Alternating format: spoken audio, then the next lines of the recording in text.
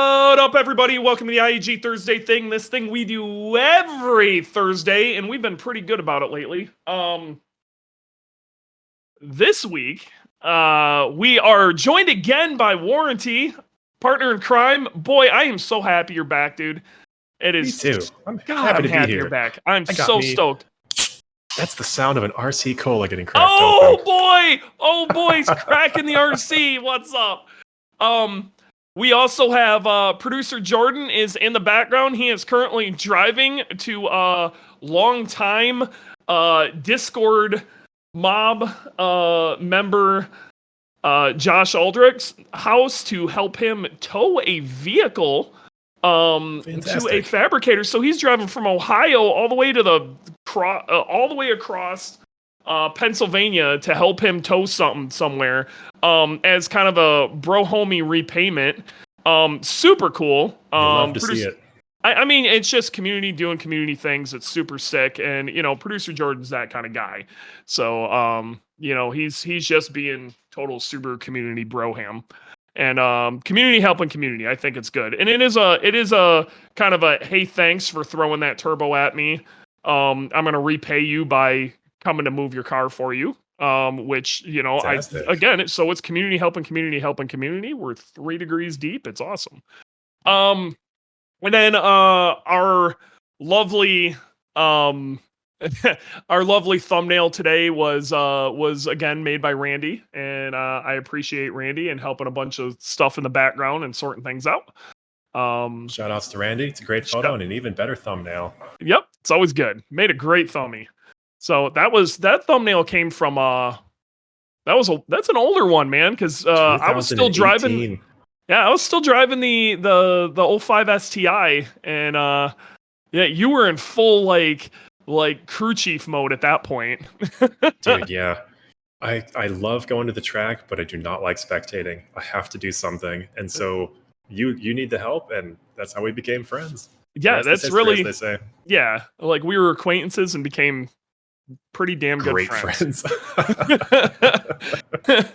You're like you're one of my closest ride or dies, buddy. Yep. Great time. All right.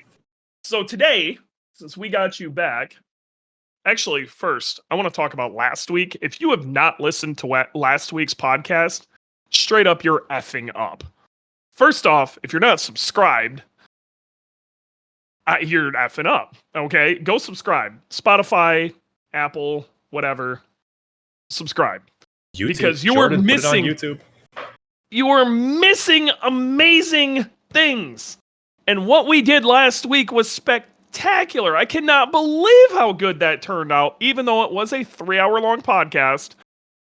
If you ever had any questions about what standalone ECU or tuning solution in general that you want to use for a modern Subaru, you have to listen to that. At least tuning a Subaru in 2024. In 3 years, it could be completely different. But right now, if you're going, I'm thinking about a particular tuning solution, you would be crazy not spending 3 hours and listening to that. It is so damn good. Go listen to that. And if you know anybody who is thinking about doing a large build, different, and looking into different options for tuning, send them that podcast. They need to hear it. It's huge. It's huge. We had Mike McGinnis. How he found time to hang out with us is beyond me. Graham, I have no idea how he found time to hang out with us because he's so busy he can't think right. And then sitting in the audience right now, good old Sam Hu Bin with Dialed In Motorsports, the guy who did our wiring harness, and he is busy as shit too, was also there. All 3 of them bitching at each other about why they like a particular ECU and don't. It was great. Even with Sam's run-on insane long sentences, it was still great. I love you, Sam. All right. All right. We need to get to the news because I'm pretty sure this whole thing is going to be about things within the community. And that's really, we haven't got to do one of these in a while. And honestly, we need to hear some good old warranty rants because we haven't had enough of them lately. We might get a couple of those. So I where do you want to start? I got to be real, man. We got to, you shoot the topic out, but we all know what the elephant in the room is right now. So let's just talk about it. Okay. First one I want to talk about is the Cobb settlement. So as an elephant in the room, very, very general thing, they paid $2.9 million fine for selling, I guess, defeat devices. If you've heard about those, it could have been so much worse. Who? To, regular consumers. Oh, yeah, EPA. Yeah. They paid a $2.9 million fine to the EPA. And really small. Well, hold on. What was really crazy is how many people were taken back by 2.9 million going, oh my God, I cannot believe how much that is.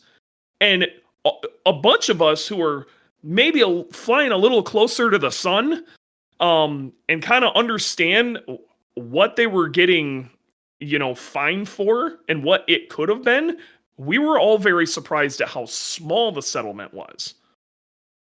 It was really crazy. There were some people out there going, they should have spent their money on getting social media influencers to protect them or whatever, instead of spending it on lawyers. And I saw that. And I'm wondering if that was tongue in cheek or whatever. But that struck me really funny. I got to be real. I'm sure a massive reason that it wasn't super insane, even though people think $2.9 million for what that was is some insane number, and it is. It's a massive number, but it was due to how much Cobb complied with trying to fix the situation. Yeah, exactly. And, so Graham did a quick back-of-the-envelope math. There's been about 81,000 access ports sold, and let's say the average selling price is a little discount, $550. That's about $44 million in revenue just from access ports. And if you go look at estimated profit margins, you're probably looking at $20 to $25 million of estimated profit. So $2.9 million fine, you're getting away with a really good deal. What I'm talking, then you start looking at how much the fines could have been. That's right. Because the defeat devices, they could have nailed them for 10,000 or more per device. If you start math that out. I don't want to. That's just it's an incomprehensibly large number. It is a ridiculous number. It is a ridiculous number. Yeah. And that's what people don't seem to understand is they literally could have got fined $10,000 for every single one of the access ports. Right. Seraphin Wolf in the chat said Cummins had $1 billion fine. That's right. It was over $1 billion with a B, which is outrageous. Yeah. But different circumstances. They were cheating like VW was cheating. VW also caught a fine. I think it was larger than $1 billion. They caught the same type of fine, but what they were doing was actively lying. That's right. It was a little different with what Cobb was doing. Years ago, Cobb updated their software to get rid of the ability to turn off check engine light codes and force pass emissions. That was a long time ago. It really wasn't. Well, it really wasn't. 2016, 17, 18, no. Seriously, Graham said that was forever ago. That's why he started moving towards, even pre-Greenspeed, Graham was like, I don't want to mess with that stuff anymore. Yeah, pre-Greenspeed, there were certain things you weren't supposed to take off, but you still kind of could. Yeah, okay. All right, well, I'll circle back with Graham. I thought that was let's say, just dartboard 2017. There were certain things you couldn't, and either way, it still, going back to this, I don't want to get too much in the weeds with this, but how do I want to explain this?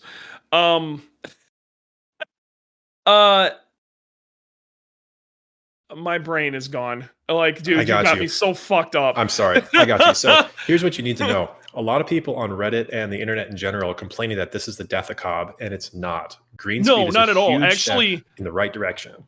It's actually going pretty well for Cobb. Cobb had a massive hiccup. The entire community hated their guts for this. But Cobb now is back to making 50. They're still your only option to do 50 state legal stuff with your Subaru in the United States.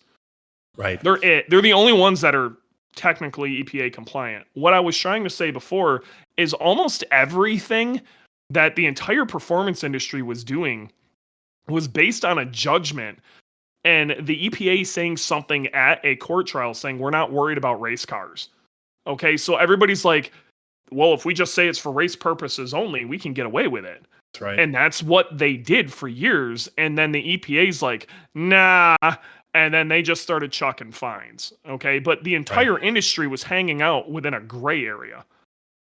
And it still to a certain degree, there's some stuff out there that is within a gray area of that. But this is why there really needs to be a distinction between street car and race car. And if you're trying to do street car shit and do it legally, you need to do it. There's, Cobb is your answer. That's it. Yeah, people got mad when green speed came around because people got burned. For example, flex fuel kits. Yeah. People got burned and they're salty about it, and they have every right to be mad. But it happened really fast. It happened really fast, and that's where I think a lot of people got bummed because it happened. But I think a lot of things happened really fast at Cobb. I think directives came down from the EPA that's like change or die right now, and if they wouldn't have, that fine would have. That could have been instantly like a flip of a switch 10 million because they didn't comply right now. Right. In the language, it did say that the fine is not higher because of Cobb's demonstrated inability to pay more, which I thought was very interesting. But however they pulled that off. Well, you gotta understand, Cobb took a pretty massive hit also. Okay. And it isn't like Cobb just took all of that money that they made. Okay, off of selling access ports to Subarus and not reinvest it into the company. It costs a lot of money to develop an access port because you have to decrypt the entire ECU, figure out what it does, and then figure out how to manipulate it. Then make that work. Like the amount of software engineering that happens in the background of it's insane. Like people have no concept, and then start doing that with a GTR and messing with their trans, and then they did it with Porsches, and they did it with Fords, and they did it. So it's huge money.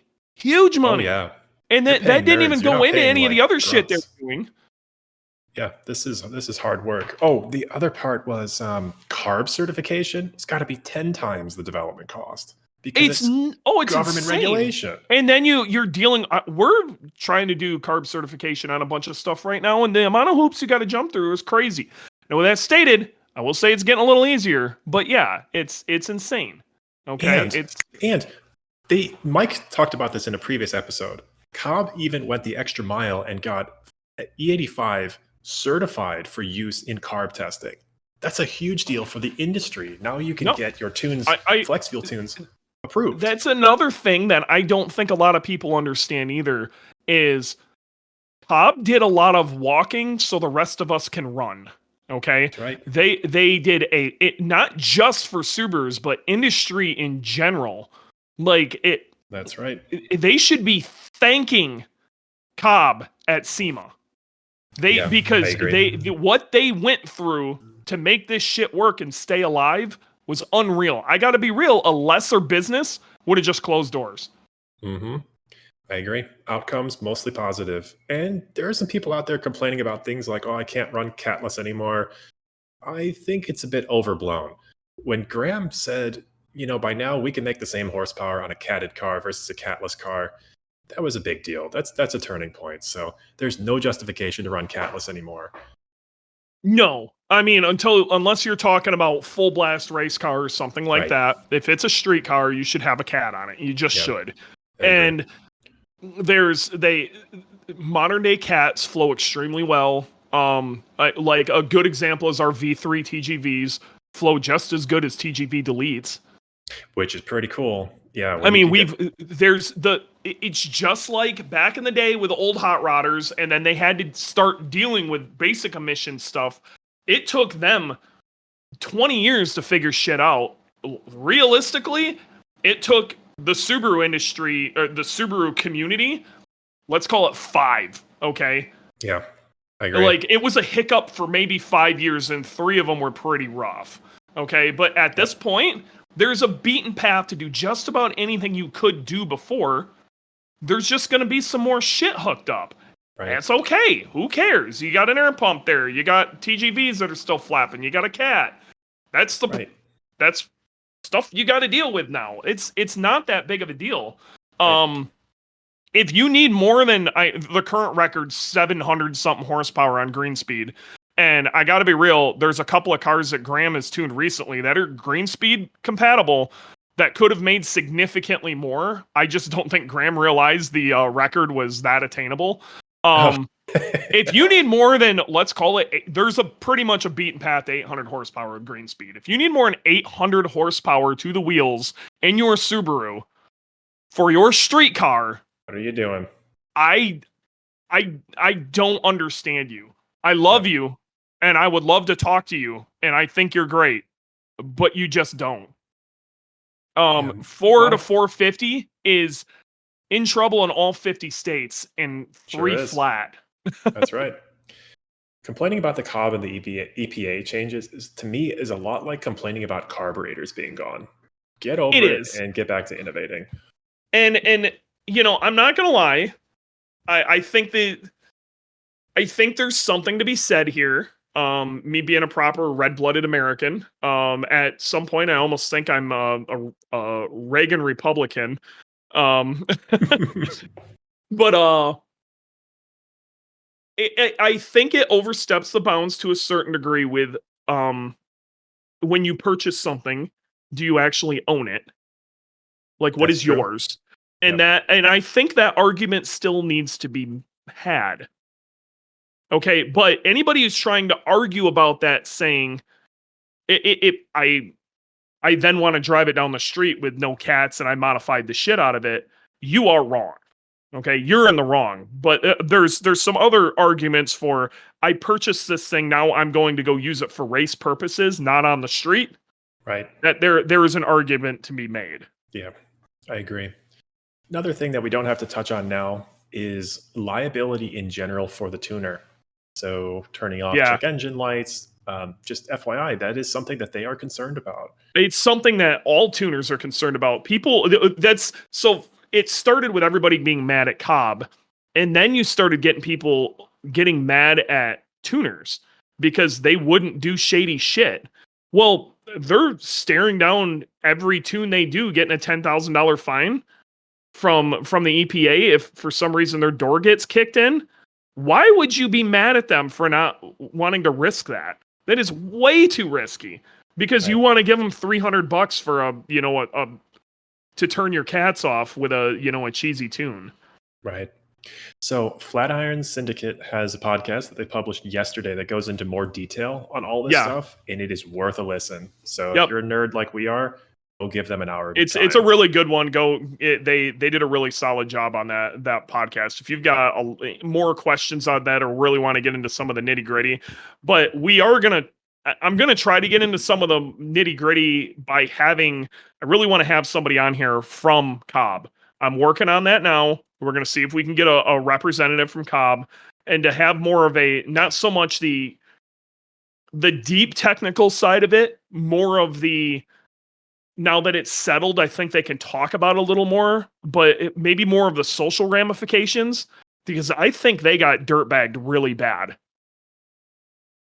Mm-hmm. Yeah. I'm looking forward to that episode. I cannot miss it. Oh my gosh. Yep. We will prepare for it. I will take notes. It'll be great. So I think that's all we're going to talk about on the Cobb settlement right now. But once again, like, no matter which side you are on it, I'm very thankful it was 2.9 mil, and not significantly more. And anybody who thinks that was like some egregious, insane amount really doesn't get it. Yeah, I agree. There was one question in the chat about this. So HP Tuners still allows the ability to turn off check engine lights. How come they're not getting dinged for it? So It's probably something we better discuss some other time, but it has to I do can. with how I'll just say it, and I'll okay. just literally flat out say it because they're not big enough. That is it. It is the only. I'm telling you, man, it's coming. And if they still have that on their software, they're asking for it. Something to do with how their software is laid out, where you are buying the software, but you're not buying the tune, something like that. But still, I don't think the EPA is going to care at the end of the day. I think a lot the climate of that whole thing has changed in the past 4 years or so, which a lot of people for some reason seem to think. I'm not going to get too political about this because that could get ugly. But let's just say, like, there's some politics at play with this whole thing, and it's not the way a lot of people seem to think it went down. And a lot of it, when you start defunding organizations, but those organizations have the ability to write fines, they're gonna start writing fines to keep their lights on. That's what happened. Yep. That is exactly what happened. Politics is in every aspect of life. We just don't always see it. Oh my God, I hate it, but it's the damn truth. So that's all we got for right now. What's next? What do we got? On my list, Consumer Reports drops Subaru from their 2024 list of safest vehicles. You read this article? I did not. This was surprising. Yeah, I sent this article to you. Long story short, they're still considered one of the safest brands, but they don't have a single vehicle on their safest vehicles list. And which was very surprising because Subarus when you think of the two safest vehicles on the road, the two that tend to come to mind are Volvo and Subaru.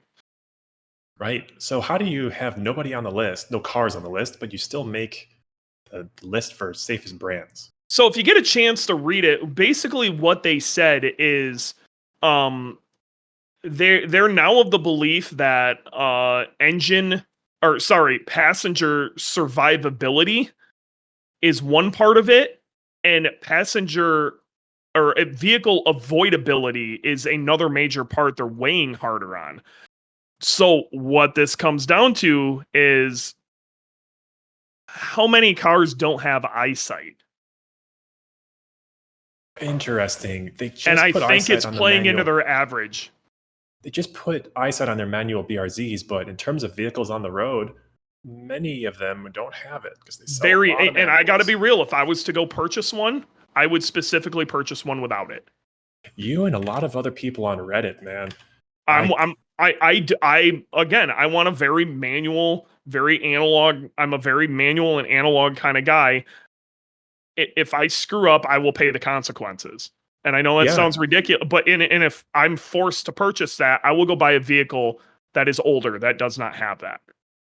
You and I argue about this bitterly, and this is one of the few arguments where we don't agree. I'm an insurance nerd. I work for an insurance company, and I want my insurance rates to go down. So if people are crashing their cars less because of eyesight, I'm all for it. Does it intervene in weird ways? Yes. So the people complaining on Reddit have some truth behind their complaints, but majority of the time, they just don't want this thing beeping at them. So they go it alone, which I don't want it beeping at me either. We've been driving this way for a long time, so I can't, and I haven't died yet, so I get it. But still, it's a safety feature, and I love adaptive cruise control. It's just the best. But really, what I care about is safety and insurance rates. When I'm driving my BRZ, I'm not cruise controlling behind anybody. That's it. So here's my reasoning. Like I love the concept of adaptive cruise control for a cross track. What I hate is the average is being pulled down for the entire company, because for a weekend toy like a BRZ, I will, that is just in my way. I want it as simple as possible. Sure. So any number of people that turn off eyesight, let's say every time they start the vehicle, it just raises everybody's insurance rates by, I don't know, $10 a month. It's nothing crazy, but it doesn't ever go down making that choice. I obviously turn it off when I go on track or autocrossing because that's a problem. I don't want to hit things. I'm out there and I know I'm taking the risk. You would know what we should do? What? Instead of trying to nanny state our vehicles, we should have better driver's education. This is not an. It's not an or. It's an and. We need both because But we don't even we put all the weight on the vehicle manufacturers and none on ourselves. Again, totally agree. Here I am. I swear to God, I am the most Reagan. I am the most Reagan Republican that I swear. It's so, but I think it's bullshit. We put that on the auto manufacturers. It's one of the reasons it makes it hard to make fun vehicles or very analog, driver-centric vehicles, and that sucks because I'm an enthusiast and I want that. Yeah, there are some regulations that don't make sense, and there are definitely a lot of companies that skirt around the regulations, such as with big SUVs, which are, I'm really tall, and some of these SUVs come up to my shoulders. That's crazy. You're not going to see me standing in front of like an F-250. That's crazy. But a lot of these arguments about safety seem to me like the same that people complained about when seatbelts were introduced or drunk driving was banned. Seeing those old videos on YouTube is just absurd. Oh man, isn't it insanity when somebody's like, "What do you mean I can't get out of work and crack a beer on the way home?" I'm just like, "Holy shit!" Like now they're gonna make us wear seatbelts? Are you? And I'm with you, but my argument to a lot of that is that, and you could make the same argument the same way, okay? Of if you rear end somebody because you didn't have eyesight, how was that any different than if you were drunk and rear-ended somebody? You know what I mean? Right. You still the result is still the same. Yeah, okay? I agree with that. And I'm not saying that like insurance shouldn't cover you if you turn off eyesight, because that's unfair and it's bad for that's insanity. Yeah, but there are people out there that would argue for that. But rather than getting into hypotheticals, more importantly, what was I going to say? We'll come back to this. I'm losing my train of thought.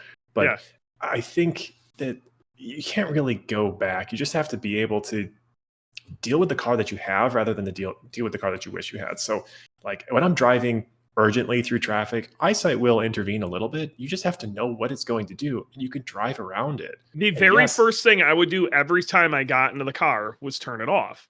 I know. And it drives me up the wall. That's so dumb. You know what I love about my 05 STI? You turn the key and I drive the car. Yep. Oh, the thing that I was going to say is traffic accidents and traffic fatalities, I think, are like second highest cause of death in the United States after gun crimes. And that's both murders and suicides. So this is not because like 10 people are dying. It's because it's tens of thousands of people are dying.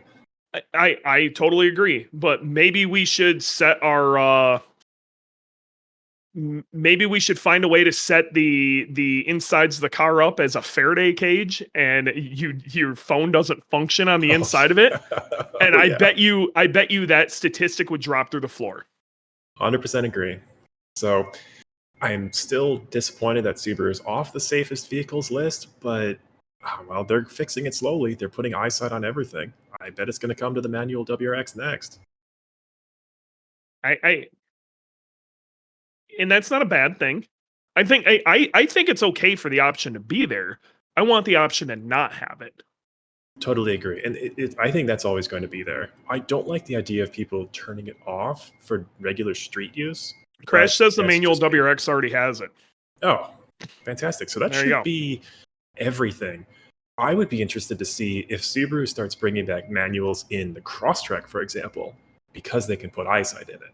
That would be maybe cool. I'm not going to hold my breath. I wish we'd get a frickin' Gravel Express. If we ever got a Gravel Express, I'd be totally fine with having eyesight on that because I would daily drive it. Yep. Okay. You might hit trees. I might. Well, I would turn it off when I was going to do dumb stuff. You know what I mean? Yeah, totally. Things that were so dumb, I probably wouldn't claim it on insurance because I am stupid. Now you're talking. I'm okay with that stuff. So, okay. Some of these cars' safety features have collision avoidance where it'll swerve forward. Oh yeah, which I don't know about that either. Man, I don't know about that one, but I'm willing to be an optimist. I'm not. Okay, and I gotta be real. The last thing I want is my car thinking collision avoidance. It swerves into another lane into a car that it doesn't see. Mm-hmm. Okay, and or it doesn't understand what the surface is at that point. What if the car that you're trying to avoid lay down oil or something? Oh yeah. Like, there's so many variables to it hitting the brakes because you don't see something I can get behind, okay? I get it. Okay, totally. but swerving and taking over steering, that is where I'm gonna have to draw the line. Yep, I agree. And lane keep assist, where it's cruising and it'll just correct the steering for you, left and right, it'll get stuck and follow lines on the road that are not painted, such as seams in the pavement. Oh, yeah. So I remember the first time I drove a GM with that feature, and I was just like, this is awful. Yeah. I drove an Infiniti that was nice, but then I drove a Forester and it was not pleasant. So yeah, different outcomes. All right, man. Here we are. Okay, so let's talk about 200 treadwear tires. Oh, it's on. It's time. Okay, so I'm just gonna bring Drew in here right now, and he isn't going to talk yet, but he's gonna hang out until it's time to talk, right, Drew? Okay. Right. Drew's on all right, stage. you're gonna hang out until it's time to talk. So don't say anything until it's time to talk. Hello, Drew, but shut up. Okay. So, okay. Dewey told me about 3 different brands of tires that came out with brand new 200 treadwear models. How about we'll just start this? If you were on the internet at all and you do car things in any way, yesterday your news feeds in all of your social medias exploded with the release of Hoosier, known for making race slicks in purple crack. They are making a 200 treadwear, quote 200 treadwear tire, and we'll explain why we put air quotes around that. Okay, yes. 200 treadwear tire. There are a couple other companies who are refreshing or trying to enter the quote unquote 200 treadwear tire. Like top level 200 treadwear tire stuff, but the one everybody is talking about right now is Hoosier. They even threw a giant kind of release party-ish like thing where they invited a whole pile of social media people there. Adam Jabay from Grid Life was there, Larry Chen was there, the Gears and Gasoline boys were there. All of them that got to go rip around in modified BMWs and check out these new tires, and word on the street is they're pretty damn ridiculous. And Jabay says they feel like an AO52, but everybody I've heard says they feel like an AO52 that never falls off. Ooh. Which is kind of terrifying. So the price of these things is lunacy. But how much does it cost? Oh my god, it's horse shit. And they were doing a comparison. It's actually we'll get to it, but the price is bullshit. Okay. There are a couple other companies who are refreshing their top level 200 treadwear tires or trying to get into it. The first one is the Falcon RT660. We'll be releasing an RT660 Plus very soon. Cool. I have a theory about this. Yes, we'll come back to that. Okay. And then Maxxis, hold on, let me pull it up. Maxxis. So while you're pulling that up, I'll talk a little bit about 200 treadwear tires and why that's significant. So for people who are not super track oriented, 200 treadwear is often the lowest tread limit for street car classes. So they want to discourage people from just going and spending stupid money on racing slicks, super soft tires that wear out right away because that's not accessible. Well, problem is that 200 treadwear as a rating is just set by the manufacturer, and there's no actual standard for it. So what Hoosier is probably doing is just making a street tire with their racing compound and then calling it a 200 treadwear tire. Surprise, it costs race car money and it wears out race car fast. It actually, like, in some cases wears out faster than race car fast. It's kind of ridiculous. I'm having a very hard time finding the name of the Maxxis tire, but Maxxis also has one too. So let's have a conversation about this. 200 tread wear, like you just said, means absolutely fuck nothing. The reason that everything stops at 200 tread wear is there's a lot of racing organizations that their street classes or street-oriented classes mandate it has to be 200 tread wear or higher for a tread wear rating. The reasoning behind that is, in theory, 200 tread wear or lower would be a softer tire, therefore more grippy and more track oriented. These are going to be more like street tires, so it would limit other things.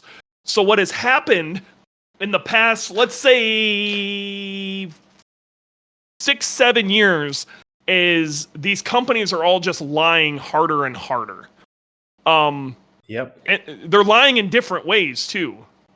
Sometimes they lie with what their tread wear rating is. Sometimes they lie in what the actual sizing is. Falcon, all of Falcon's tires, the RT660, are freakishly oversized.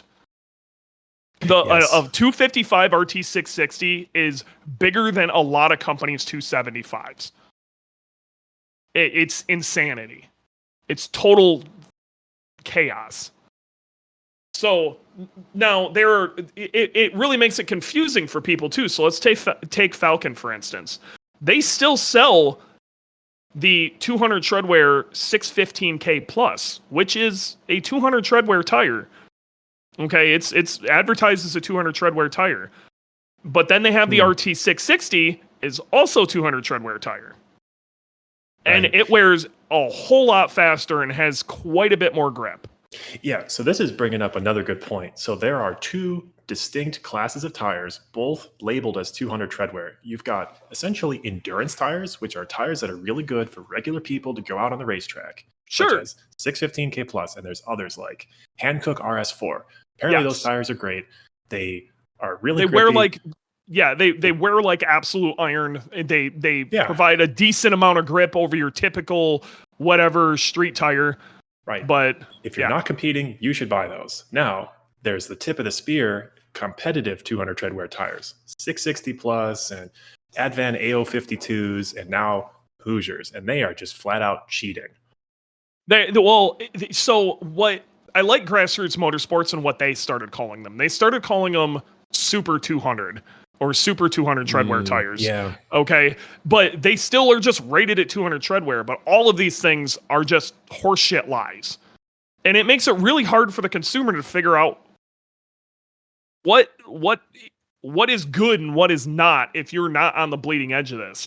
As it stands, a week ago, before everybody started dumping these new tires out, the hot tires, at least within Time Attack, and I will bring Drew in here in a second because he might have some more to add to this, were the Advan AO52, so the Yokohama Advan AO52, the Bridgestone RE71 RS, which is what we run on Boogie, and then the Nankang CRS, which is very similar to the AO52. It maybe has slightly less initial grip, but it'll last like another lap before they get too hot and you're pretty much screwed.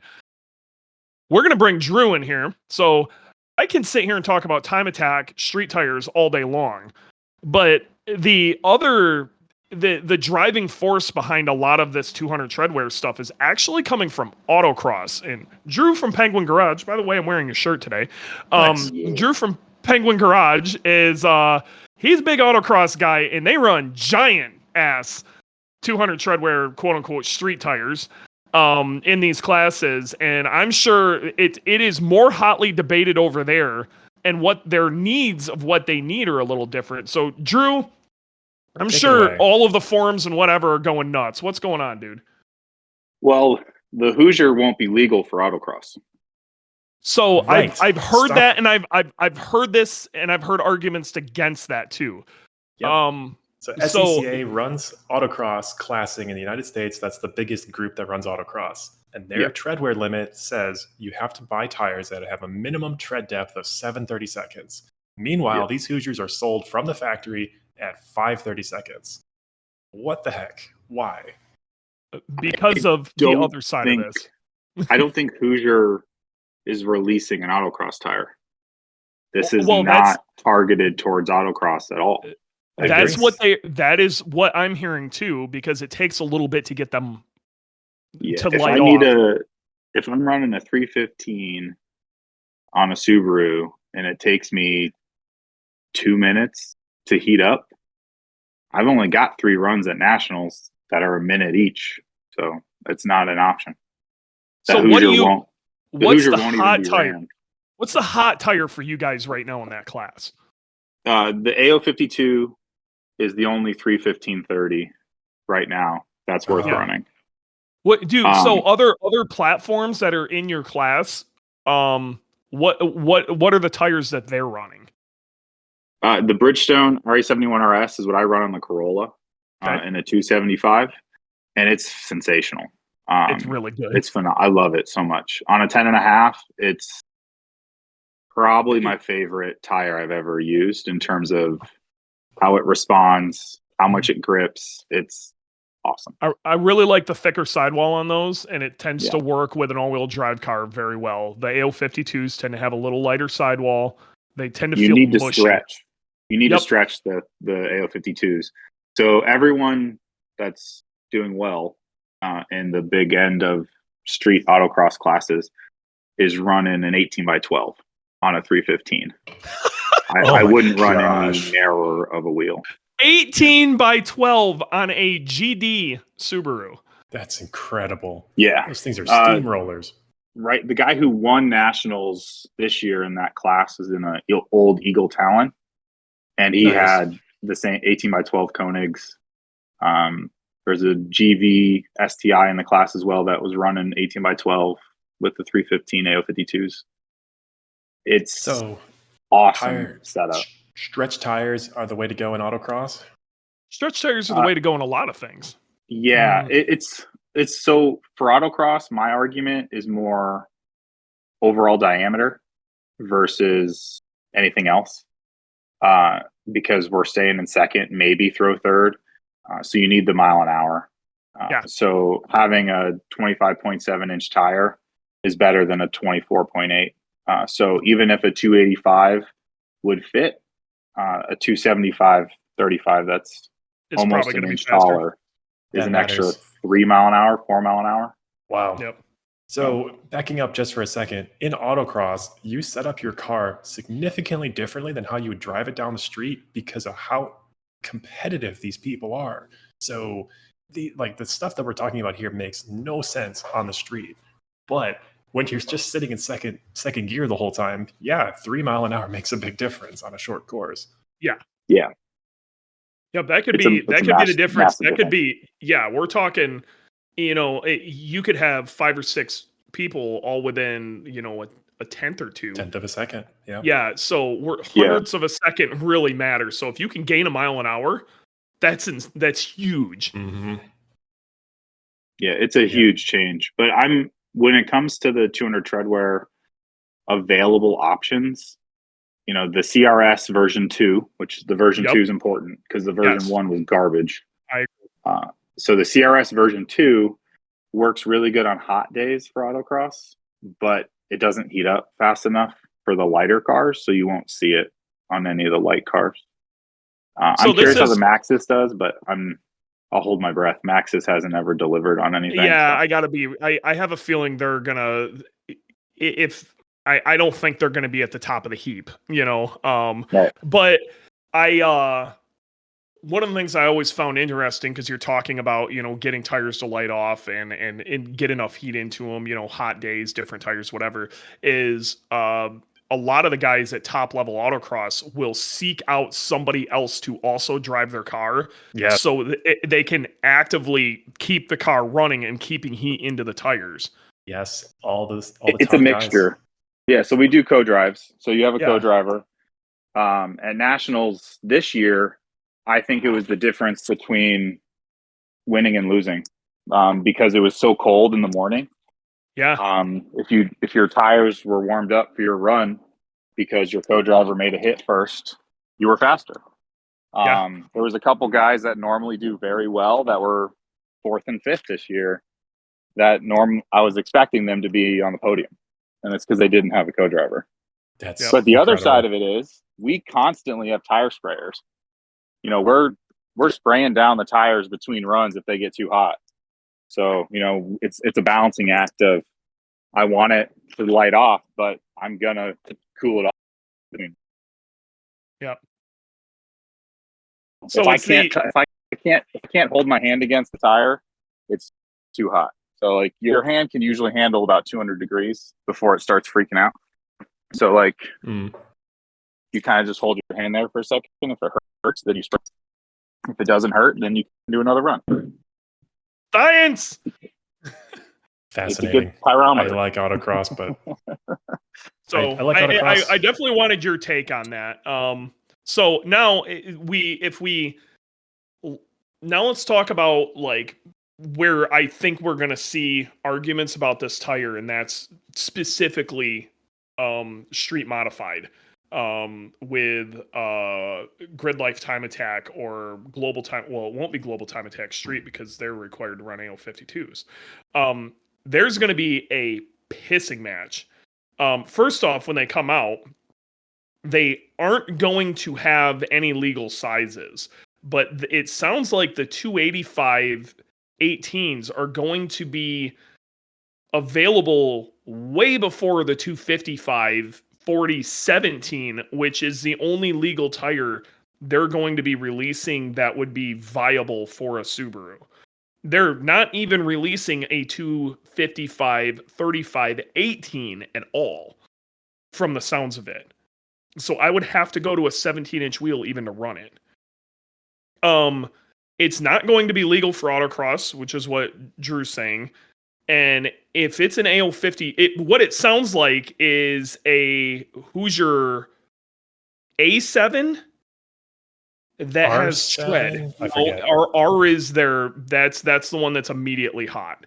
It's a Hoosier A7 with tread. Real tread that's streetable. Yeah, people are already kind of up in arms about this tire even being legal. Like, I think more people are grumpy about this one than the whole Vitour thing, which I'd love to hear. Have you heard anything about that in autocross, Drew? The Vitour, whatever they're calling that thing? A lot. Yeah, I'm sure that's all anybody talks about. Oh, it was wild. So they're banned in the SCCA for a couple reasons. The first one was they didn't have available sizes in time. And then after that, the importer started this whole campaign, harassed everybody to try to get them made legal, even though there was no way for it to be legal because it's already banned for the year.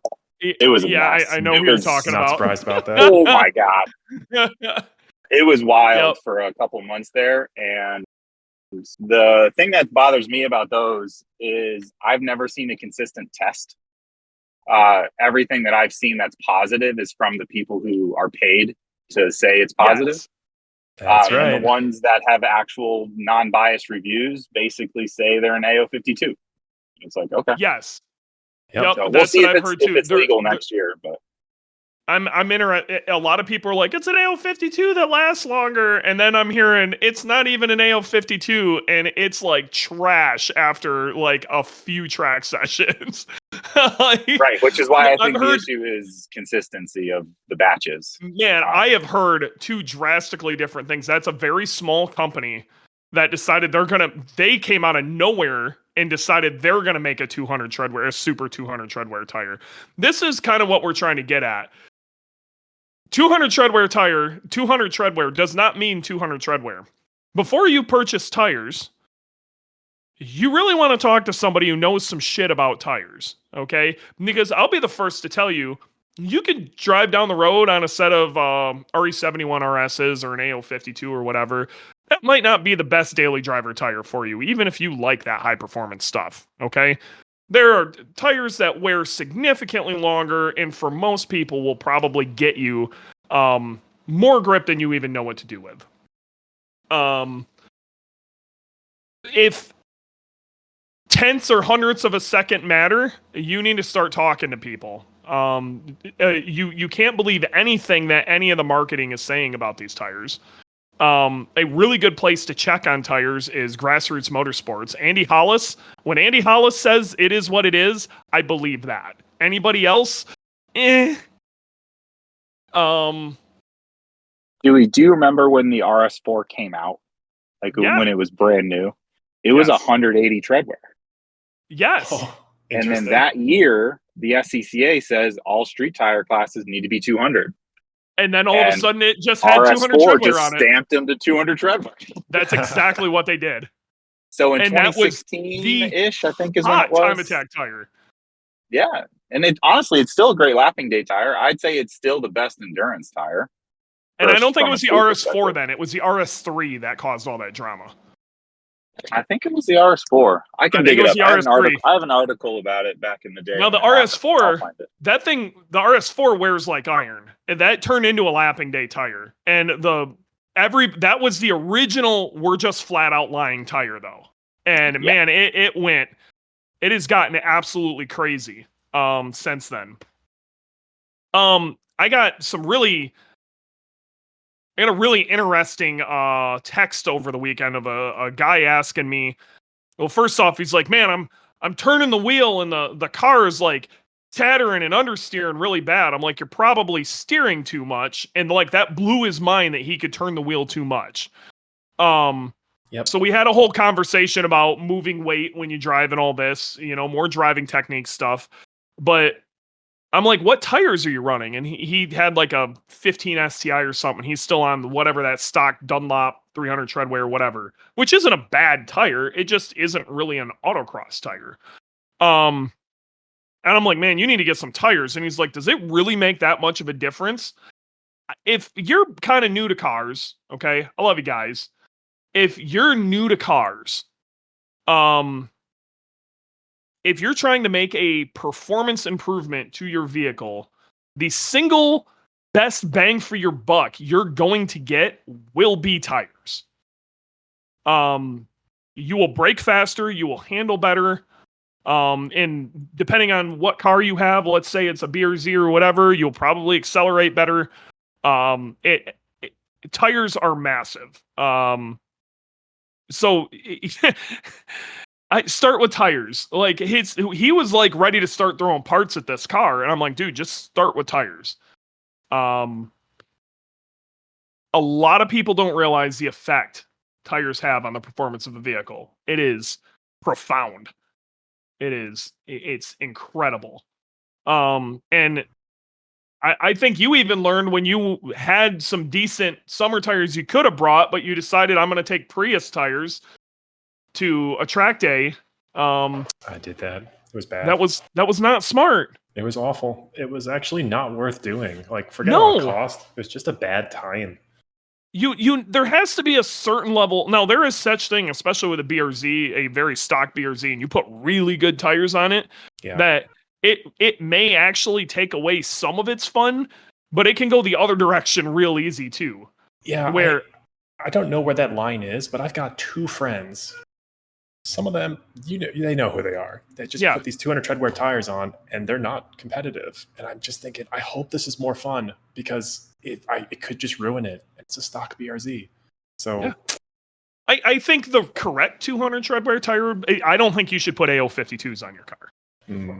But I think like Adam is running around with 615K pluses, which is actually what I have on the BRZ right now.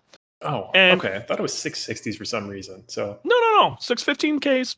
Okay. No, nothing crazy. Even there, unidirectional, so you can rotate them real easy. They're very reasonably priced, unlike these damn Hoosiers. Oh my effing god! Let's come back to this. How much do they cost for a set of 4?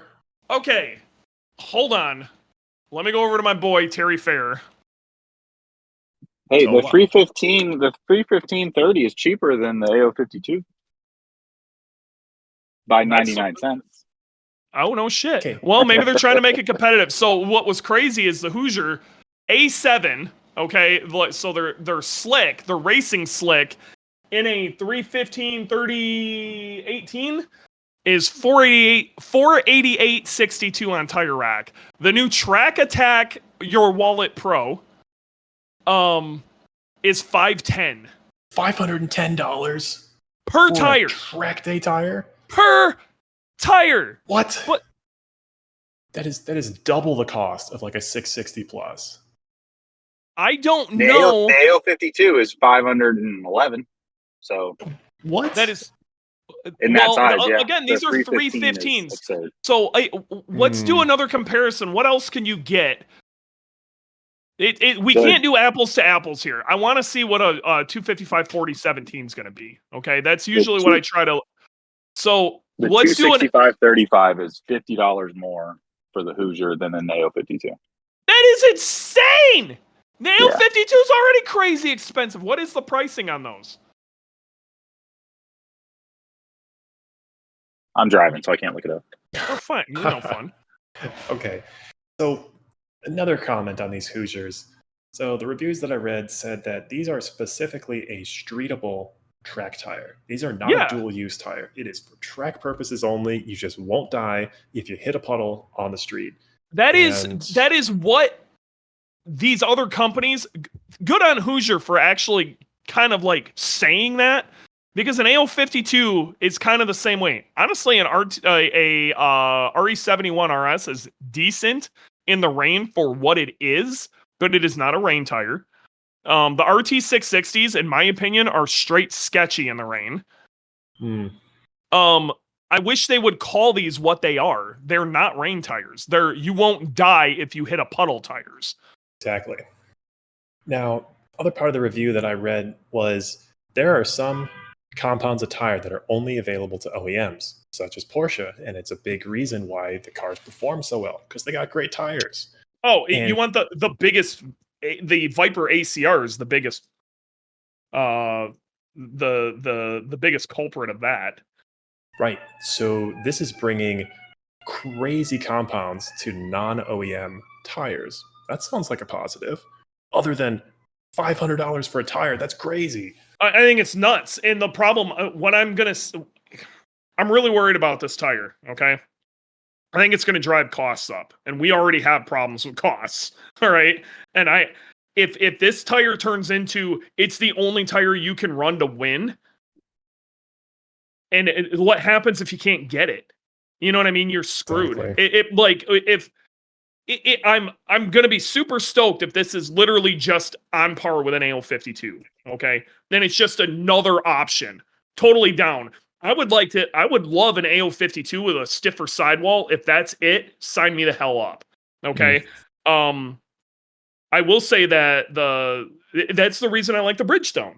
I think the Bridgestone actually has slightly less maximum grip than the AO52, but the sidewalls are a bit stiffer, so I can feel what I'm doing better, and I think it translates into a faster lap time for me.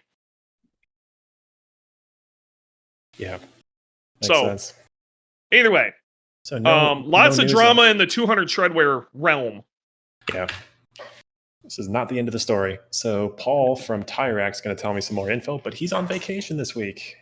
I'm sure he's got all the good insider info. We'll hear. What a week for him to take a vacation. Shout outs to Paul.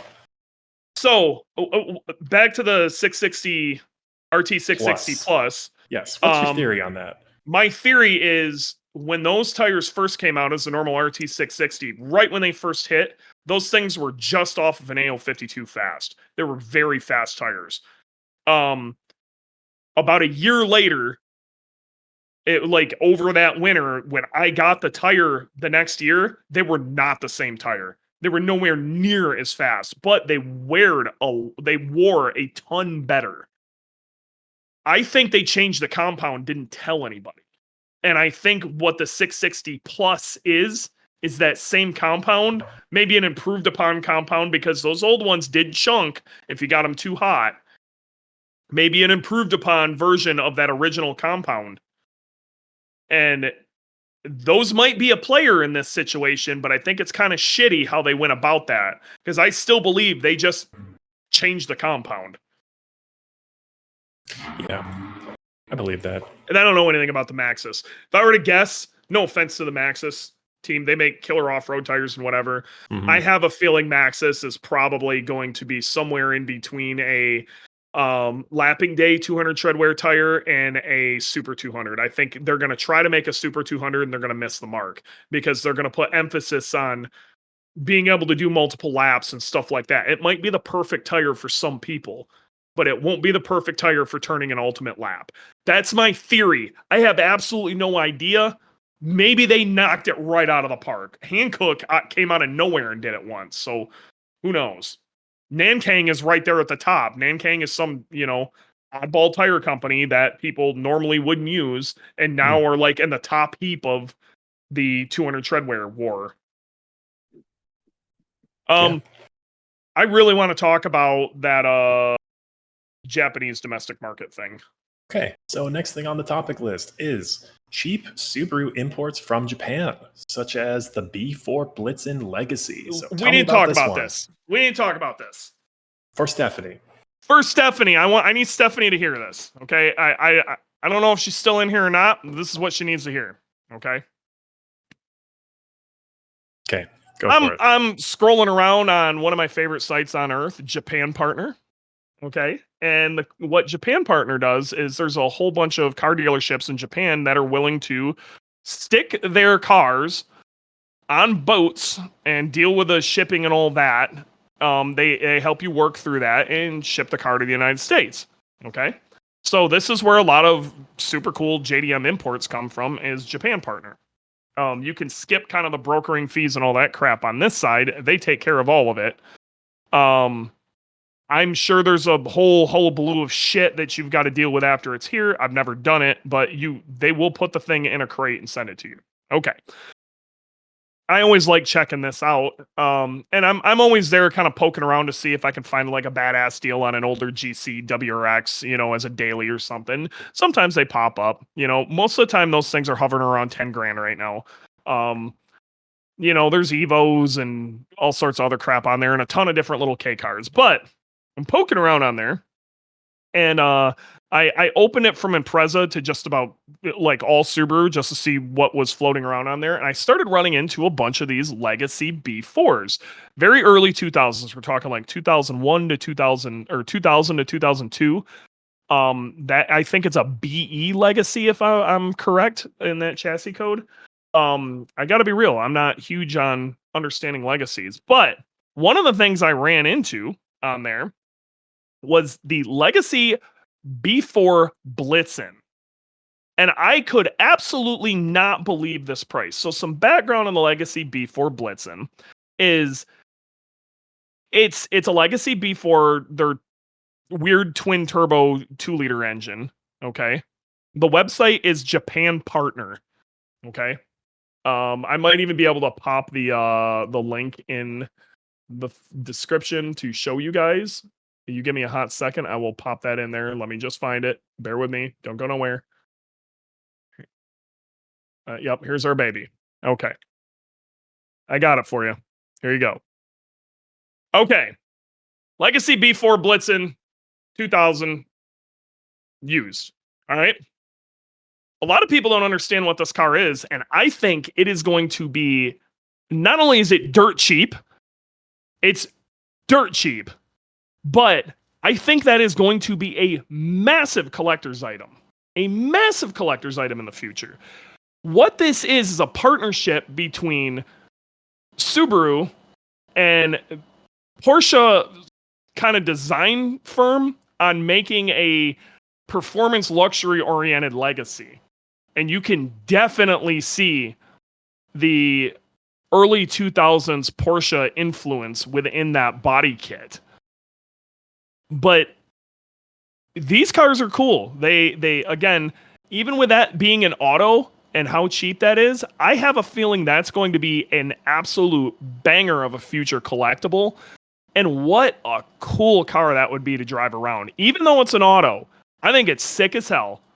Sick as hell, dude. And I think that is the best deal I have seen on an interesting Subaru, and I don't even know how long. How much was it again? It like two here. If you type in it's 2520, okay, and then to stick it on a boat, they've got some charges, and then I did the shipping to Galveston, Texas, because that'd be the closest to me. It came up to $49.12. $5,000. It is $5,000. Wow. $5,000. Yeah, it's too new for a few months. A few months, and I bet you by the time it gets here, you're legal. I thought it was the model year 2001, so it's got another year, I thought, for 25-year rule. Well, 25, we're 24 right now. Right. So it would be 1 year, as in it will be 25 in January. Right. A model year 2001 was built in the year 2000, and it goes off. No, not in Japan. Right? Okay.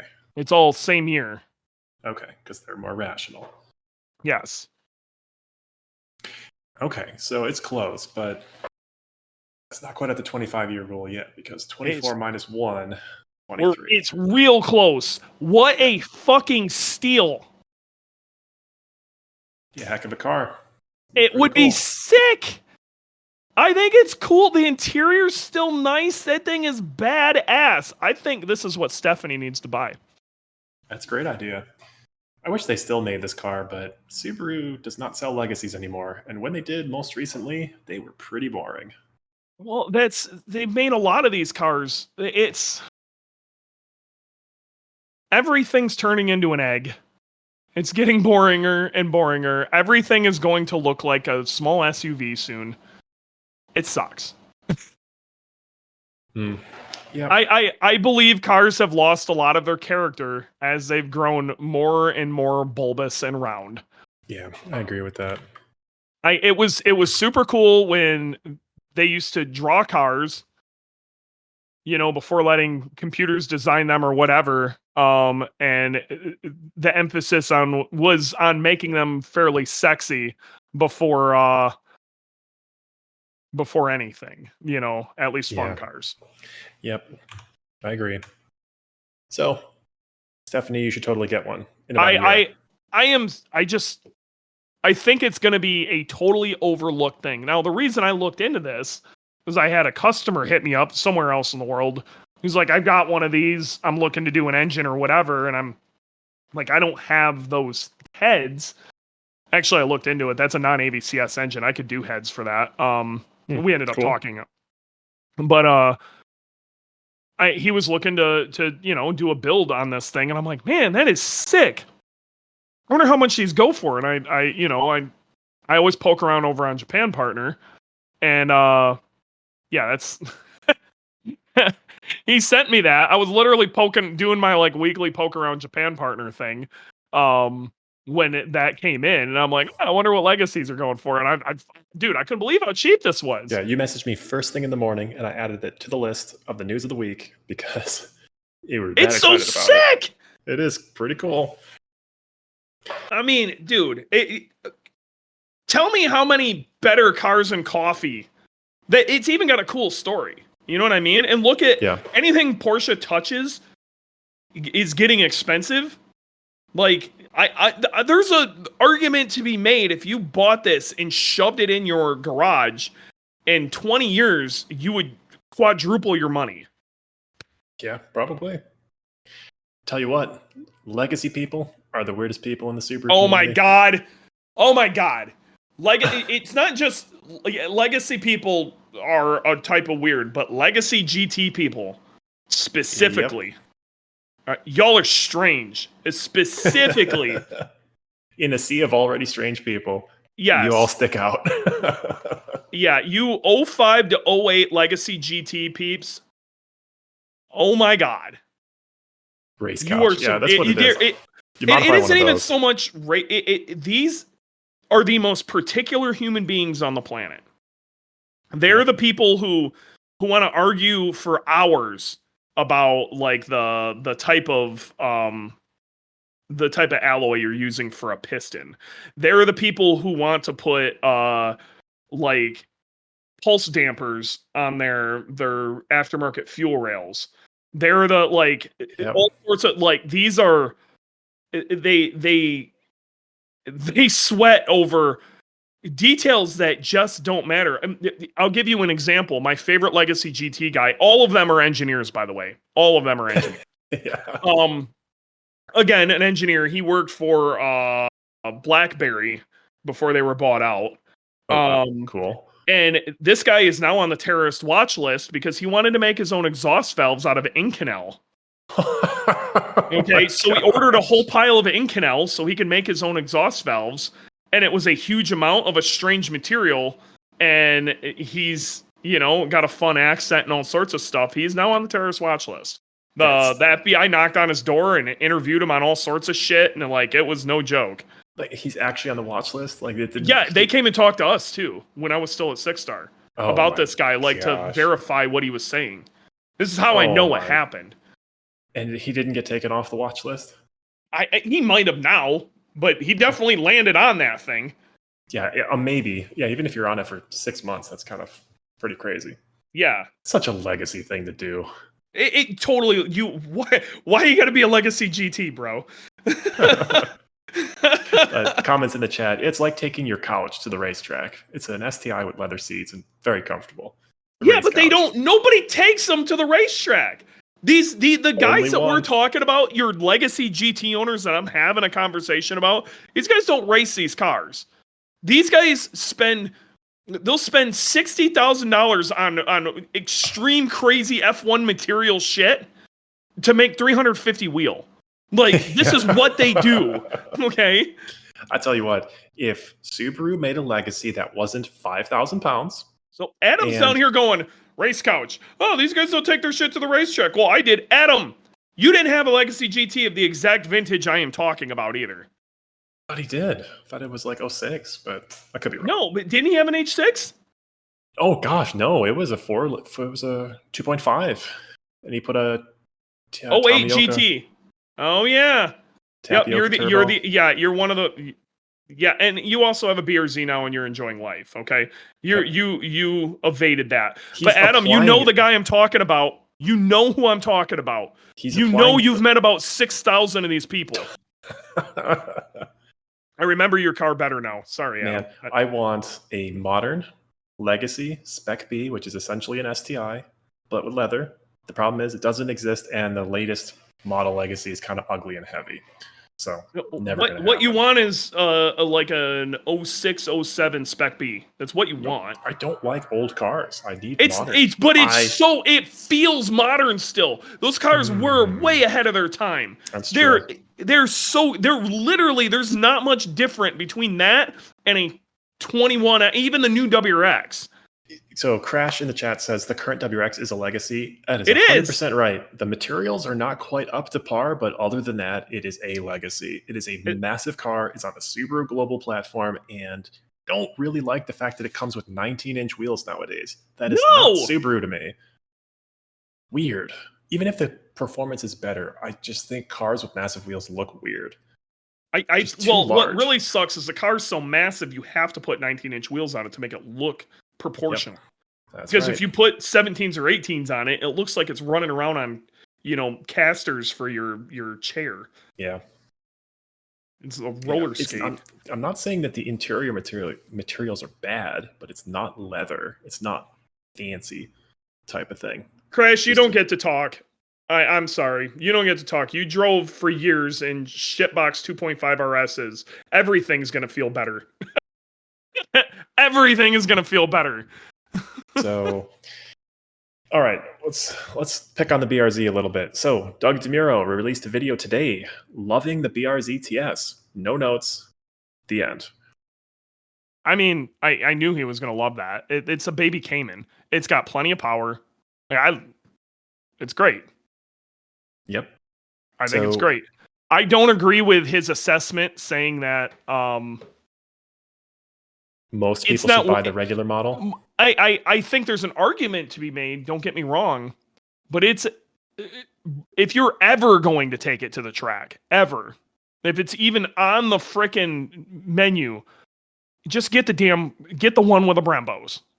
You're crazy not. It's cheaper to get pads for. It's easier to change pads. The brakes they're a significant amount larger, so they're going to deal with more heat. You're just it's worth it for the brakes alone. Yeah, I agree. The pedal feels better on those calipers versus the sliding calipers on the standard model. Absolutely. Now, just for everybody playing along at home, you could absolutely take a WRX or a BRZ with the regular brakes to the racetrack. You absolutely can. You will fade the brakes after a while, but just the Brembos are better. The Brembos You'd are actually not be tracked surprised. You'd be surprised. If you put a good pad on it, you're probably going to be fine. With that stated, there's plenty of aftermarket options too to shove on there. I mean, True. my BRZ from 2013 came with sliding calipers. I've got the AP fronts, and that sprint kit was so like you want to weigh it out. If you don't need anything else other than the brakes, maybe an AP sprint kit is, I think those things are under $2,500 for the whole kit these days. Maybe that's all you need. Bad. You know what I mean? Considering the Brembo upgrade, if it existed, which it doesn't seem to exist, was going to be like $4,000 from Toyota. Yeah. Toyota had that press release saying that they would allow people to upgrade their non-Brembo BRZs to a Brembo package. And then I don't think it ever actually came to be. So imagine that. But Brembo brakes, especially the old ones that are on the old models, old design that are on the BRZ TS, they are not track brake pads. I'm sorry, brakes in general. They are not track rated. They are just better versions of street brakes that happen to tolerate track abuse a little bit better. If you go look at their brochure, it says, yeah, you can use this on the track, but it's like 1% of the bar is meant for track use. It's 100% street use and 1% track duty is what it's rated for. So I will say that Doug said that the standard non-TS model of the BRZ is better on the street. I don't agree. The shock absorbers are not as good, and it definitely matters when you're driving over potholes, like here in Chicago. Now, I'm not a good enough suspension guy to know if the BRZ TS really is better on track, but Dewey loved it, and our friend Joey also really liked it driving around on the highway. He could definitely tell a difference right away. Both of them could. So, yeah, but is it worth the extra money? Whatever. Especially if you're going to modify the thing. You also have to look at it like if you're buying this thing with intentions of modifying it, you might be better off just buying the cheapest one you can get your hands on. I agree with especially that. If you're going to chuck the suspension like immediately. Right. I agree.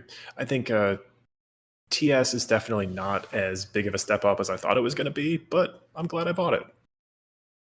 So yeah, it's red too, and I mean, let's be real, that was the right color. It's fantastic. You were right. Yeah. No, I know. Other thing I wanted to talk about with the BRZs is the updates for the model year 2025. Okay, you got 10 minutes. Let's do it because we have to. We are 100% going cold in 10 minutes. Hard cut. You got it. So, new upholstery, whatever. New theme on the door arm panel. I kind of like the idea of new upholstery if it's done right.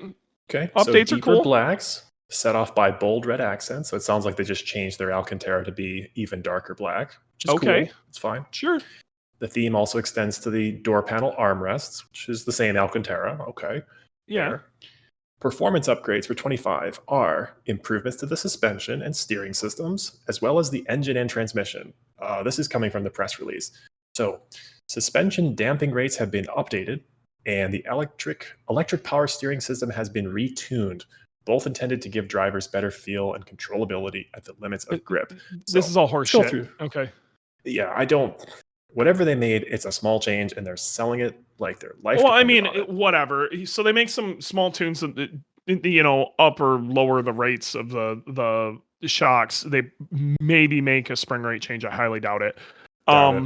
Yeah. I have a feeling what they did with the steering is turn the electric motor for the steering down a little bit to make it a little heavier, because that's one thing I will say, your steering is a little light.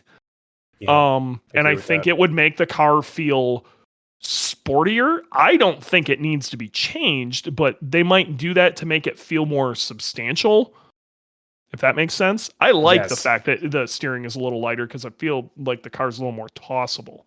Right. So you're bringing up a good point, which is a lot of changes that are done to cars are done to make people feel like it's more sporty versus it actually having an impact on track or driving around or whatever.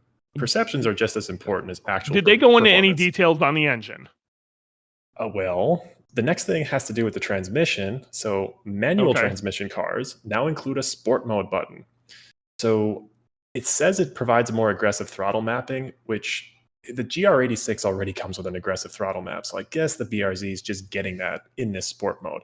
That is not a good idea. It makes the car feel faster, but it's not. It just gives you 100% I agree power. with that. And don't. I would like that for heel toe. I would like a snappier throttle so I don't have to stab the gas as hard when I'm trying to rev match. Well, if the throttle is open 100% and you're only pushing the pedal down 50%, I don't like that. No, I agree with that. But if it's just remapped so it's a little more aggressive, it basically down low, in the throttle mapping, that first 20% maybe is a little more aggressive than it is on the standard mapping. I would probably be cool with that. Okay. I don't like this, but I'm also a wait and see type person. I do not want to just complain about things without hearing it. Sure. So I'm an optimist at the end of the day. All right. Automatic transmission models also have a new shift logic that can execute downshifts at a higher RPM, so keeping the RPMs higher in the power band during sporty driving. I don't want to be that guy.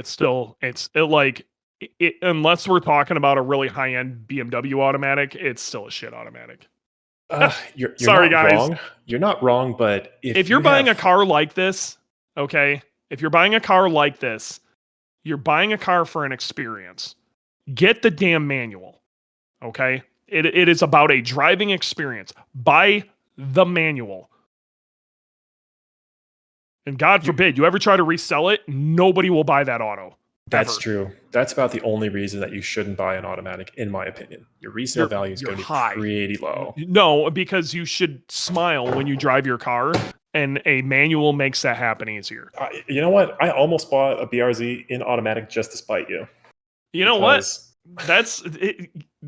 We all become boomers sometime. Look, man, that's why Bailey's my best man and you're not. I'm just gonna let you know, okay? Oh, God. Jesus Christ, man, you're killing me. Okay? Oh, my God. Twist the knife. Holy shit. Yep. So, overall, these are minor improvements. I don't think the sport mode button's a good idea, but, wait and see. But overall, it's a button. You can turn it on and off if you want. I think it's a great... giving me the option is cool. I'm okay with that. What I don't want to be is forced into that. You know what I mean? What if I don't like the sport mode? I'm already having to push a ton of buttons to turn off eyesight. So I'm cool if I've already got to do a chicken dance to get my car the way I want it to be.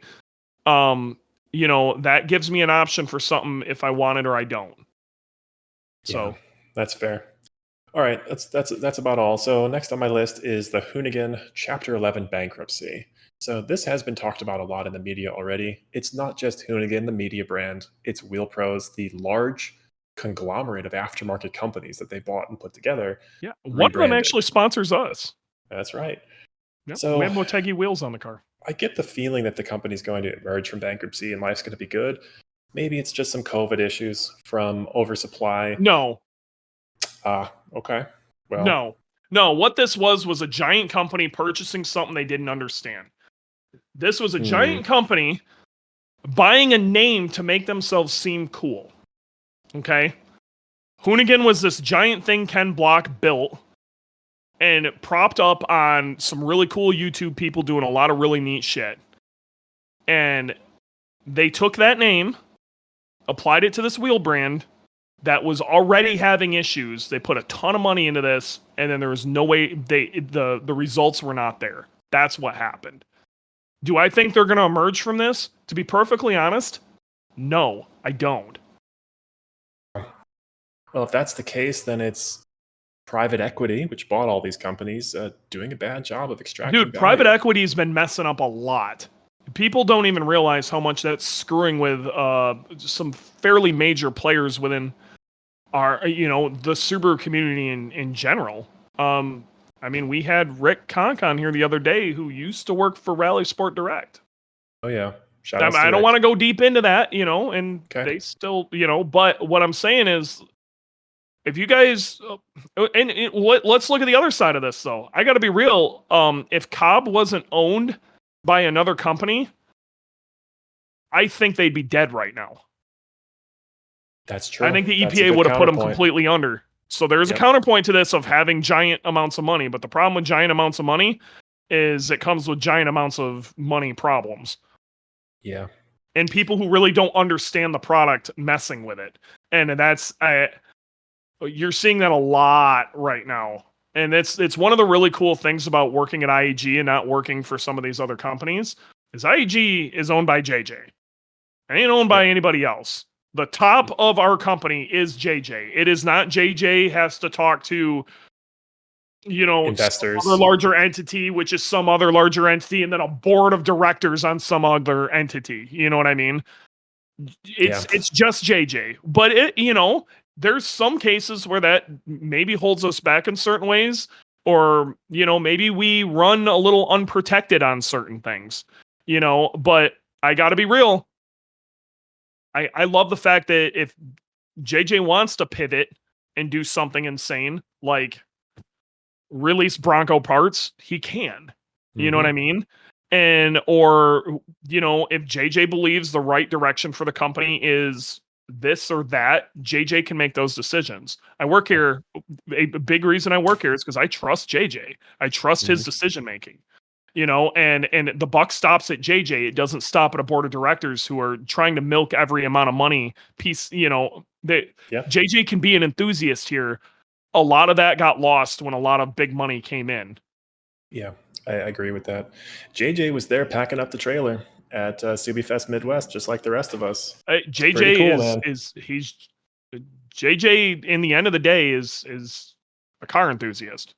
That's right. Okay, who just happened to be able to turn his passion of messing around with cars into what you guys see as IAG performance. That's right. In the end of the day, that's what it boils down to. And it don't get me wrong, like you get older, priorities change, things like that. But that's what this whole thing started as.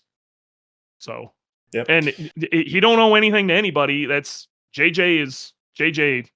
It ends with that. And IAG is owned by JJ. I think we've said JJ like 100 times at this point. Yeah, I'm sick of saying it. Like it's like I'm getting lockjaw over it. But all right, what you get what I'm getting at though. 100%. Like it's structure. Being privately owned is awesome. And it was a big drawing point for me coming here, even though this company is significantly larger than other companies I've worked for in this industry. Yeah, significant different incentives. All right. Yes. So last on my list is a kind of a personal one, kind of a community one here in Chicago. Man, you better, I'm going to give you 30 seconds. Okay. Shout outs to Jason Villanueva, the longtime parts guy at Berman Subaru of Chicago.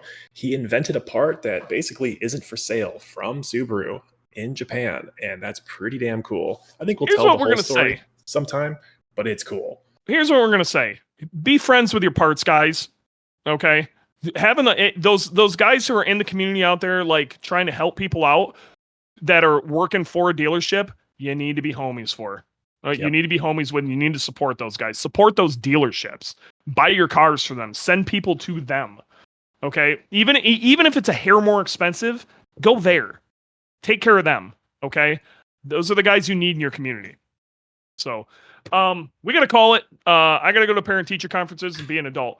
I love you guys. It's been real. It's been fun. It's been real fun. I will see you next time. Maybe we'll have some Cobb people on. I don't know. We'll figure it out. But yeah, that's about it. Warranty. Thanks for making it. You're welcome. See you soon. Yep. See you guys.